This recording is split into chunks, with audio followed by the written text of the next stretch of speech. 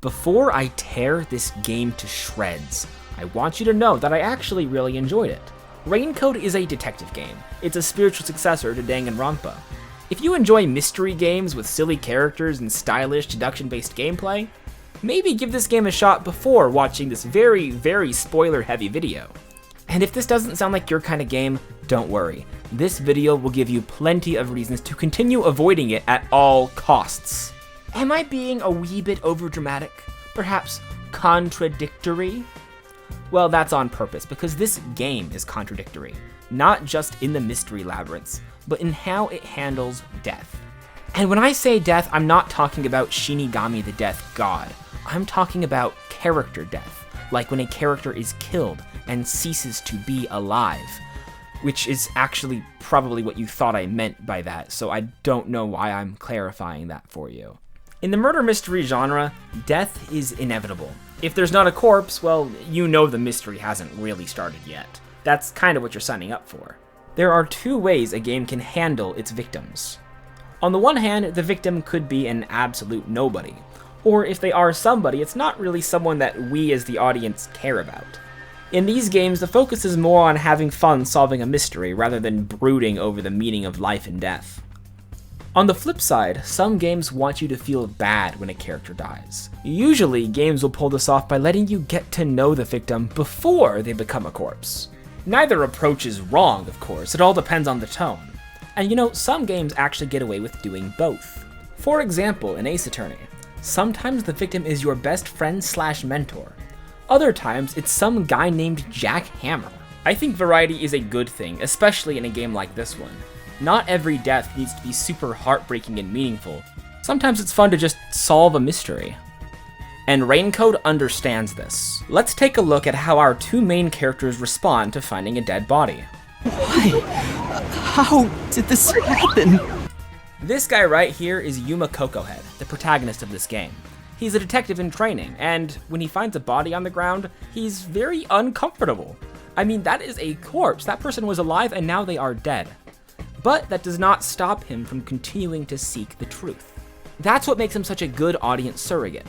We, as the audience, also want to find the truth. He appeals to our sense of justice. 4 dead balls in a row! A walk-in with loaded faces! And that's Shinigami. As you can tell, she does not treat the dead with any kind of respect at all. Believe it or not, Shinigami is also an audience surrogate. We enjoy finding these dead bodies just as much as she does, and that's because we know that it's going to lead to a fun mystery to solve. This is why Yuma and Shinigami work so well together. Part of us wants to treat death as something somber and sullen, while the other part of us wants to treat death as something silly and fun. It seems like we're set up for the perfect mystery story, the kind that can jump between serious and silly at a moment's notice. So where exactly does this all go wrong? Chapter 0. The Massacre on the Amaterasu Express. En route to Kanai Ward, Yuma meets 5 master detectives, each of them with a unique personality and an interesting special ability they can use during investigations. For example, Aphex had to grow up in the slums because his parents were killed by a local mafioso. His special ability, or forte as the game calls it, is called life detection. Basically a radar that lets him figure out how many people are within a certain radius. But it's not just Aphex. Every character on this train feels like they could play an integral role in the story moving forward, which is why it is so surprising when all of them die. And I'm not talking about throughout the story, I mean they all die on the train on the way to Kanai Ward, before the game even really gets going. This is 5 characters dead in the tutorial chapter. And don't think I'm salty because I liked these guys. I didn't like these guys, I didn't know these guys. But I was starting to like these guys. In Chapter 0, we don't really know anybody, but when we're presented with 5 characters who all seem important, we decide, you know what, maybe I should like these guys. That's a good investment, they'll be important later. Raincode takes advantage of and betrays this early investment by killing off all 5 characters. And this isn't the same as a game like Ace Attorney killing off a character that you might like. This is a bloodbath. There's no reason for the audience to suspect that all 5 master detectives would die all at once. When I found Zilch's body, I was excited because suddenly there was a mystery to solve. When I found 4 other corpses and realized that every character I'd met up to this point was dead, I was just disappointed. What was the point of getting to know all of those guys if none of them were gonna survive? I'll tell you why. Shock value. They wanted you to grow attached so you would feel bad when these guys died. They're betraying your trust on purpose. Now, is this a bad thing? Is it bad to betray your audience? Not necessarily. Keep in mind this is the prologue, the tutorial chapter. If anything, this is where they should be setting our expectations for the rest of the story. By killing off so many characters at once, we've learned a very valuable lesson. This game is merciless. We should expect all of the characters to die by the end. If our favorite guy survives, it is a miracle. This is actually a fantastic move. It evokes a sense of dread that hangs over every character. When will they die? How will they die? It's actually a lot like Danganronpa. You can choose to get attached to the characters if you want to, but if you do, it's going to be all the more tragic when they die. But if you've played this game, you'll notice that everything I've said just now is a load of malarkey. This kind of massacre never happens again. You don't have a personal connection to any other victim in the game. You never even meet half of them. This is a problem because the prologue has conditioned us to not grow too attached to any character and to expect main characters to die. And it backfires because they don't die. All of the master detectives in Kanai Ward stay alive until the end of the story. And this is bizarre, right? Kanai Ward is supposed to be a dangerous place for detectives. And yet, there were 5 deaths on the way into Kanai Ward and 0 deaths in Kanai Ward. Oh wait, but that's not actually true. Yako has this throwaway line. Other master detectives arrive from routes besides the Amaterasu Express. Amaterasu Corporation caught on and tried to interfere on all the routes. That tragedy happened to others too. Excluding you, there are 4 others who survived. Unfortunately, a lot of sacrifices were made. What? You're telling me that there were other tragedies on other routes that other people had to go through, and we're just gonna throw that to the side? How many detectives died exactly? We know 5 died on the Amaterasu Express. Let's say that, being conservative, 3 people died on Desuhiko's route, 3 people died on Vivia's route, and 3 people died on Fubuki's route. Let's just say that Halara traveled alone. That seems like their style. Yako also says, some routes were completely stamped out. So we know there are at least 2 more groups. Let's say 2 people on each group. If my completely made up numbers are correct, that is 18 master detectives who died on the way into Kanai Ward, and then 0 deaths in Kanai Ward itself. I think I've made my point pretty clear here. The victims in Chapter 0 pretend to be important, but in reality they are just mystery fodder. But I don't think being mystery fodder is a bad thing. Chapter 1, the Nailman killings, proves that you can have mystery fodder and still be fun. There are 4 victims in this case, and Yuma doesn't know any of them. In fact, they're all dead before Yuma even gets there. The victims in this case really don't matter, and I think that's totally fine. The culprit is a serial killer with a very straightforward MO. He kills people that nobody likes. I do wish the game had spent just a little bit more time talking about the copycat killer, exploring its motivations and whatnot, but I do think there are enough context clues for the audience to figure it out, even if it doesn't matter to the main story. But what if I told you that the victims are not the only ones who die? That's right, the killers die too. Yuma's pact with Shinigami allows him to pause time and access the Mystery Labyrinth, a pocket dimension that is formed as the result of an unsolved mystery. By working his way through the labyrinth, Yuma is able to slowly untangle the knot of the mystery, basically using it as a tool to get to the bottom of the mystery faster. But there is a cost. In order to destroy the Mystery Labyrinth, Shinigami needs to reap the soul of the killer. This reeks of Danganronpa, where the killer is executed at the end of each chapter. But there are 2 key differences between this game and Danganronpa. First of all, in Danganronpa, the killer knows what's at stake. When they kill someone, they realize that if they can't make it through the class trial, they will die too. The killers in Raincode don't realize that their life is at stake. There's no neutral arbiter of the rules. Shinigami and Yuma are just carrying out justice on their own terms, and I don't think that's quite fair. Secondly, the trials in Danganronpa take place in the physical world. I know that feels like a weird distinction to make, but Raincode does not give the killers that same luxury. In Danganronpa, the killer is aware of the crimes they've committed, they are defending themselves, and they have free will. At any point in the trial, they can give up and explain themselves. In Raincode, time has stopped. There is a manifestation of the killer in the Mystery Labyrinth that we get to argue with, but that's not actually the person. At this point, the killer no longer has any say in what happens to them. And as a result, the killer's death never feels satisfying. It always feels hollow and incomplete. Generally, meaningless. And the chapter where this is the most egregious is definitely Chapter 2. Now, Chapter 2 does a lot of things right. The victims, for example, are really well fleshed out. You don't meet either of the Chapter 2 victims, but you do learn a lot about them through the investigation. Aiko was everyone's idol. Everyone looked up to her.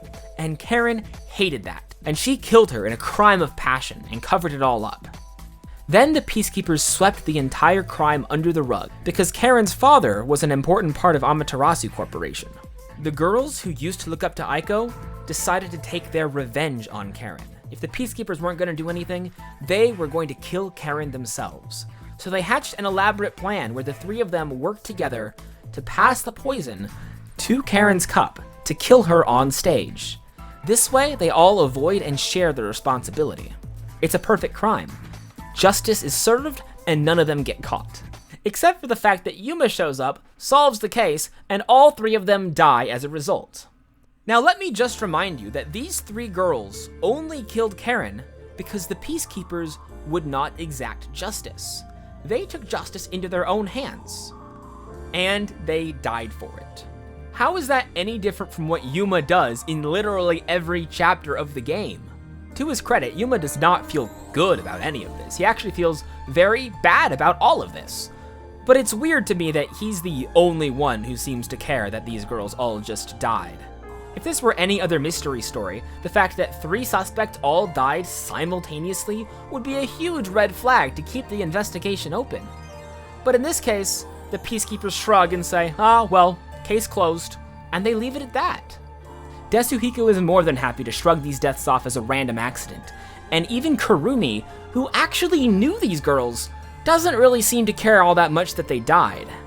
In fact, she suspects that Yuma had something to do with it, and she thanks him. In some ways, it feels like Yuma's the only one allowed to feel bad about any of these deaths. Going back to Chapter 1, you would think that the local priest being a serial killer would send some shockwaves throughout the community, but as it turns out, nobody cares. There are some side quests where the nun makes Yuma take on the priest's role, and Yuma goes around listening to people's problems. None of them care that the priest is dead. And then the Chapter 2 girls. They were the heart and soul of their school's theater program, and they all died. There were so many girls involved in that theater program. Losing all of their top talent in one day is not only tragic for the theater department, but it is frankly traumatic. These are high-profile individuals with heavy influence within their community, and their deaths just don't seem to matter at all. Speaking of high-profile individuals who died, Hachi from Chapter 3. This man was born to die. He's such an obvious victim, and I don't really want to spend a lot of time talking about this chapter. But I do want to mention that the Resistance loses its leader, falls apart, and never plays another role in the story. I've said this bit before, but I don't think every death in a mystery story needs to be important. It's fine to have totally meaningless filler deaths to pad out the mysteries. But if you're at all concerned about them mishandling the deaths of unimportant characters, wait until I tell you how badly they handle the deaths of actual important characters. At the end of Chapter 2, a torpedo hits the submarine that all the detectives are staying in, and it blows the whole thing up, and everyone dies, except Yuma, who survives, and Fubuki, who also survives, and everyone else who survives. Not even the submarine dies. It shows up again at the end of the chapter, just like everybody else. With all of the Chief's notes still intact? If you played through this game and actually thought the submarine exploding killed everyone, I don't blame you. The prologue sort of set us up to expect this sort of thing. So when they do it again, but this time don't kill anybody, it does feel like it's in bad taste. But don't worry, the devs have gotten their laughs and they're never gonna pull a stunt like this again, right? Chapter 4 has probably the most meaningful death in the entire game, and it all starts with a man called Dr. Huesca. He's a pretty obvious victim. He's locked in his secret laboratory with no way in or out, so of course he's gonna be the main victim. But the twist here is that he's not the only victim. The second victim is Yako Furio, Yuma's mentor and the chief of the Nocturnal Detective Agency. This guy is probably everybody's favorite character. He's Tumblr sexy man bait. This fuzzhead is nice, laid back, and kinda goofy. When you see him bleeding out on the floor, it's a gut punch, and I mean the good kind that makes you want to solve the mystery and get to the bottom of things. Unfortunately, I think this death is soured just a little bit by the mishandling of the prologue. I've been expecting a main character to die. I'm surprised it took him this long. In a way, killing off 5 important characters in Chapter 0 hits a little bit harder than killing one extra guy in Chapter 4, even if I really did like him. But setting that aside, I think they still made a couple of mistakes when it comes to handling Yako's death in this chapter. It turns out the killer in this case is Chief Yako. He snuck through a security system, let himself get poisoned, murdered Dr. Huesca in his lab, snuck out, and used an assassination to cover his own tracks. He was fully willing to die to commit this crime. But here's the problem. Yako is dying of poison. Yako is slowly bleeding out. And finally, Yako, being the killer, has his soul reaped in the Mystery Labyrinth. Was he already dead? Or was it due to the Mystery Labyrinth? We'll never know. This takes all of Yako's blood off of Yuma's hands in the one chapter where it matters the most. And just like the other chapters, we don't spend nearly enough time in the aftermath of Yako's death. You would think that Yako's death would be the catalyst that pushes all the remaining detectives to band together and work extra hard to solve the mystery of Kanai Ward. But actually, we don't have time for that. They spend maybe 2 minutes talking about it before a magic box of poisonous gas knocks all of them out, and Yuma wakes up completely alone in the final chapter. Okay, he's not alone. Shinigami and Kurumi are both there with him, but the other detectives are not with him. As it turns out, we are done with the other detectives, because they've all been eaten by zombies off screen. You don't believe me? Well, check this out. Desu Hiko's body. See those clothes? See the blood? See the bones? Yeah, that's totally him. And how about this? Vivia's body. Look at the clothes. Look at the bones. Halara's body. Fubuki's body. They all died off screen, eaten by zombies. Apparently, while Yuma was unconscious, they conducted their own separate investigation on these zombies, but unfortunately, were only able to scrounge together a few notes before dying. Yuma was able to pick up those notes to use as evidence in the Mystery Labyrinth, but that is the last we see of these detectives. They are, unfortunately, dead for real this time. No, they're not dead. They're sitting up in Makoto's penthouse perfectly fine. They show up in the epilogue. Did you really think they would kill off every master detective all at once?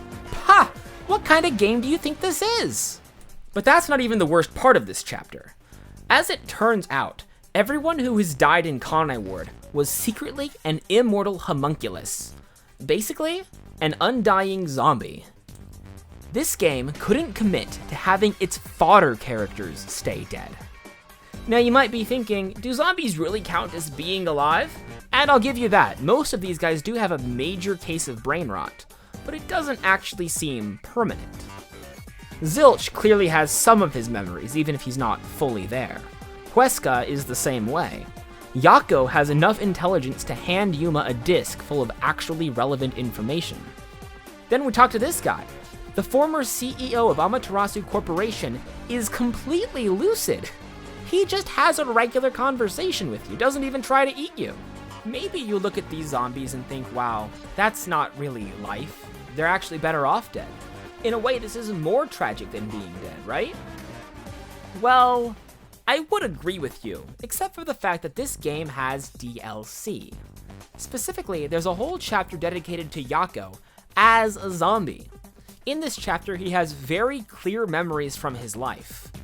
Match that with the fact that he was able to give Yuma an actually useful clue, and you start to wonder if maybe these homunculi aren't as mindless as we thought they were. This chapter ends with Yako's wife's ghost telling homunculus Yako that there is a pill inside of this badge she gave to him, and that pill has all of her research. It may even regenerate zombified brain cells. I have no reason to believe that this magic mystery pill isn't going to work to save Yako. And since the research should all still be at Amaterasu Corporation, there's no reason to say that Amaterasu couldn't start mass producing these pills, effectively saving the lives of everyone who has died in Kanai Ward. Let me repeat myself. There is a magic pill that will undo the deaths of everyone in Kanai Ward.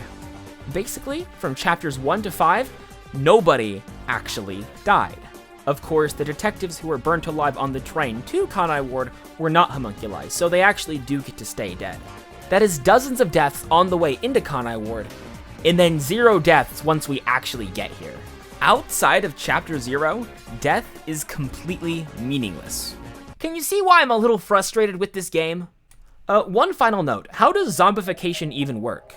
Yako's dead wife says something about zombified brain tissue, so we can assume that the brain, despite being dead, is slowly trying to reconnect its neurons, and that's what's creating these zombies.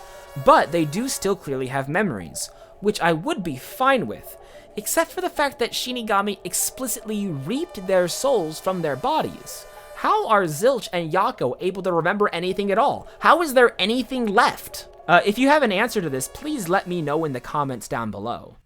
All that being said, I think Raincode is a very fun game, despite its many flaws. And it's because of these many flaws that I just cannot stop thinking about it. So if you want to see more of this stuff, please feel free to hit the subscribe button. If you don't really care about Raincode and want to see something else from me, well, I've got some other videos too, so might as well check those out while you're here. All that being said, thanks so much for watching. Have a great day.